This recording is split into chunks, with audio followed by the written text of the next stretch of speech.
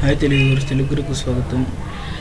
ఈ హ్యాకింగ్లోని fishing method ద్వారా జీమెయిల్ని hack చేస్తూ ఉన్నారు. ఆ ఫిషింగ్ మెథడ్లోనే ఇంకొక కొత్త వినూత్నంగా ఒక మెథడ్ని యూజ్ చేస్తున్నాడు. దాన్ని తెలుసుకోవడం ద్వారా మనము జీమెయిల్ హ్యాకింగ్ బారిన పడకుండా మనం తెలుసుకోకపోతున్నాం. ఇప్పుడు చూడండి వ్యూవర్స్,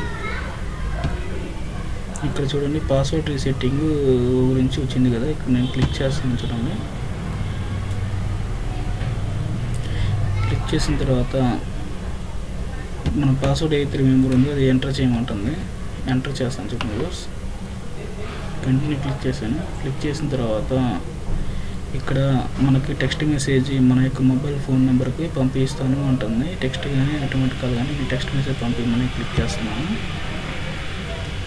ఈ యొక్క ఏదైతే కోడ్ మన టెక్స్ట్ మెసేజ్ మనకు ఫోన్ నెంబర్కి వస్తుందో ఆ యొక్క ఫోన్ నెంబర్ కోడ్ని ఎంటర్ చేయమని అడుగుతూ ఉంది.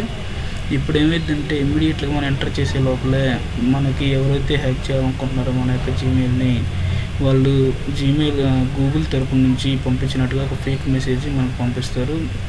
ఆ ఫేక్ మెసేజ్లో ఏముంటుందంటే కనుక, గూగుల్ నుంచి మేము ఈ యొక్క మెసేజ్ పంపిస్తున్నాము, మీ యొక్క అకౌంట్ హ్యాక్ చేయడానికి ఈజీగా ఉంది, మీకు సెండ్ చేసినటువంటి పాస్వర్డ్ మాకు పంపించండి, మేము దాన్ని రిట్రీవ్ చేసి మేము ఇచ్చేస్తామని పంపిస్తారు. ఆ కోడ్ మనం ఇంకా ఆ మెసేజ్ చూసిన తర్వాత మనం కనుక ఆ పాస్వర్డ్ కనుక వాళ్ళు చెప్పామంటే వచ్చినటువంటి పాస్వర్డ్ వాళ్ళకి సెండ్ చేస్తే కనుక మొబైల్కి వెంటనే హ్యాకర్స్ అనేది మూమెంట్ ఈజీగా వెళ్ళిపోతున్నట్టు. అప్పుడు మన యొక్క జీమెయిల్ హ్యాకింగ్ అనేది జరుగుతూ ఉంది. కనుక అలాంటి ఫేక్ మెసేజ్లు వచ్చినప్పుడు మా యొక్క పాస్వర్డ్ని మనం చెప్పకూడదు అన్నట్టు.